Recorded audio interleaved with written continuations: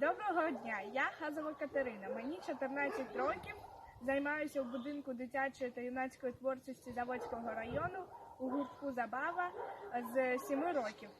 Презентую вам персональну виставку своїх робіт в техніці «Народна лялька» та «Витинанка». На виконання цих робіт мене надихнула історія рідного краю, козачий дух, магія, таємничість українського народу, сімейні традиції, дух і мудрість предків, материнська любов та турбота.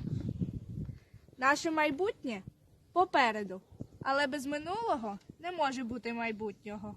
Ми цінуємо традиції нашого краю.